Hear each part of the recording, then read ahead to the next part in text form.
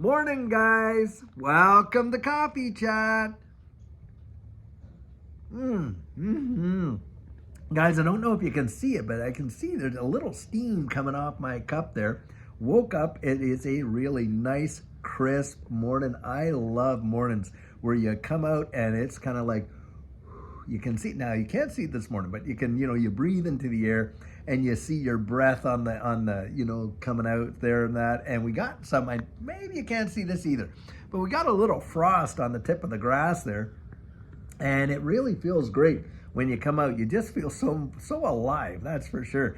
Anyhow, guys, boy, I'll tell you, something to keep you alive is what's going on in this space, and there are some big things happening. Listen to this right here. So we know Brad Garlinghouse has been out there talking to Lehman Beard, the CEO there of Hedera Hashgraph. But on top of that, him and Charles Hoskinson have also been having a lot of discussions as well. Guys, it seems to me you're seeing a little, amalgamation, collaboration going on there between a lot of these, top 10, big time ISO type, ecosystems. It will not surprise me if we see some major, collaboration and some joint ventures with respect to Ripple, Cardano, Hedera Hashgraph and stuff like that. And guys, it's all coming together. It just looks like, it's like when you're building a puzzle there. And, you start out and all the pieces are all just mixed up. But then that one seems to go with that. Oh, that goes that. And then as you get closer and closer to the end of it, wow, the pieces are a whole lot easier to distinguish and put into place. And that's what I think this kind of feels like. I think we started off in a jumbled mess with all of this distributed ledger technology. Everyone vying for top dog and competing in big ways. Now, guys, what's happening? Well, a lot of them are coming together and they're not attacking one another because they see, hey, look, it's united. We stand, divided, we fall. We want to all kind of make it into the future here. Now, there's some 27,000 of these ecosystems. Now, my expectation is not all of those are going to make it through. In fact, I would suspect that you're probably going to see maybe 100 or less that genuinely survive, as we go on forward. And it was kind of like that, in the dot-com bubble and stuff like that. And guys, here's a real example for you. Back at the turn of the century, when all these car manufacturers, there was like heaps and heaps of them. Well, what happened was a lot of consolidation happened, didn't it?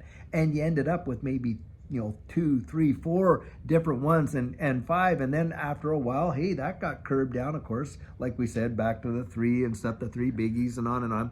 Now we're seeing some innovation happen, some different ones come out. But the point is, there's not hundreds and hundreds of different ones.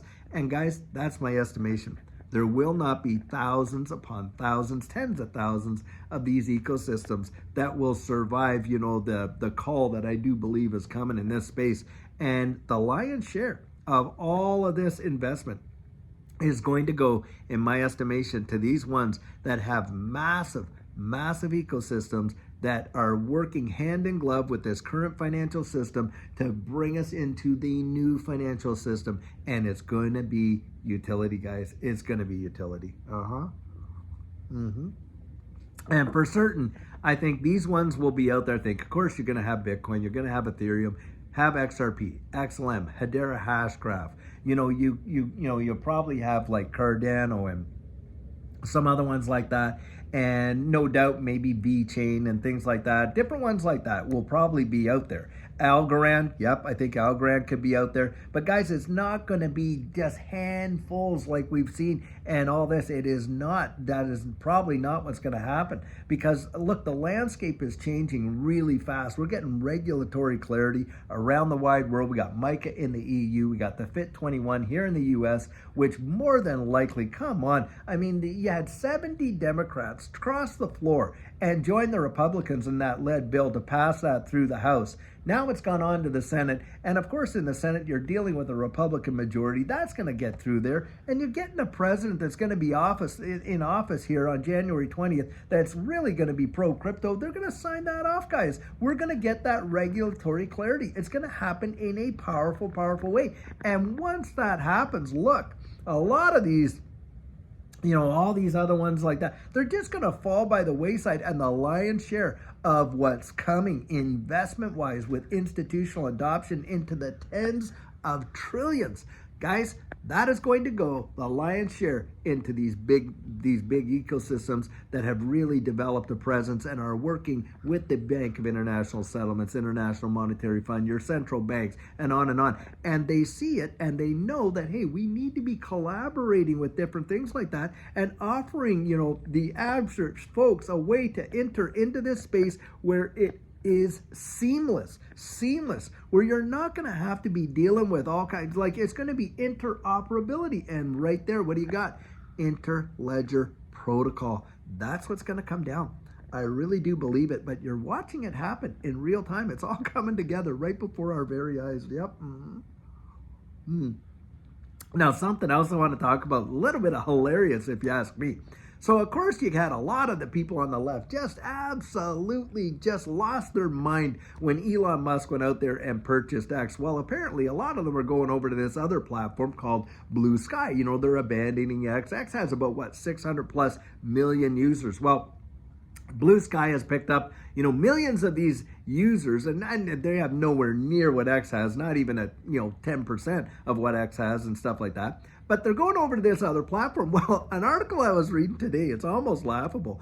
In 24 hours, you got 42,000 complaints from all of these lefties that are wanting to kind of control the narrative and all this and that. And of course, censorship 101, they want to get out there. And so the committee there, or whatever it is, the moderators for this Blue Sky said, oh, we're trying to get to all of them and get to the most harmful and all this and that. And it's just such ridiculous, because we're not talking about hate speech or stuff like that. We're just talking about difference of opinion. But you see, this is the deal. They didn't want us to have an opinion, did they, guys? They didn't want us to have a place where we could go out there and absolutely share opinion. Do you know why? Do you know why they don't want that? Because literally, and this is what they go down. And you can actually go on the internet and find these speeches where a lot of these politicians, some of them in Europe and all that, well, they've come out and they basically said, in fact, one of the ones that is right here at home in the USA was someone that was running, in a prior election, for president. And this woman came out and said, if we can't, control the free speech, we might lose control of everything. Can you imagine somebody running for the president of the United States coming out and saying that? And it wasn't just the one that was just here. It was one from a little ways back, and you know what I mean? Because you can barely even say their names without getting a potential, strike or possibly getting shadow banned or who knows what. But this is the thing. Absolutely made me laugh in total how hilarious this is, because guys, what happened here in this past election? They got the majority vote.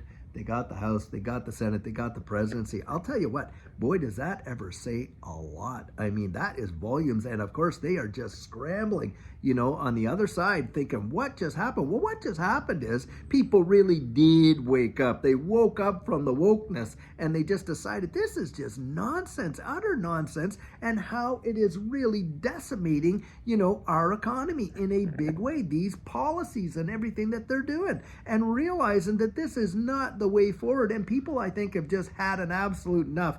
And the fact that they got the popular vote says lots. If it was just an electoral college win, they would have been all, the majority. No, they got the majority vote as well, and into the millions, more than what the other candidate did. So that tells you right there, volumes, guys. We are really moving forward into a very entrepreneurial style of, economy, I think, coming up here in this next cycle. And I do believe that we are going to see some major developments happen in this digital asset space, with the collaboration that's going on, with the regulatory clarity that's coming, with on and on and on. And guys, we're going to watch our world change right before our eyes. It has all just coming together. And I'll tell you what, I cannot wait to see just how it's all going to pan out. Because guys, I'll tell you, in my estimation, those of us, you and I, that have got into this space as early as we have, are we going to ever see something big? I really believe it. Well, guys, I'll tell you what. I hope you're having an absolutely amazing day. It is an absolute gorgeous one today. And I'll tell you, until later on when we have an amazing video for you, have a great one and take care.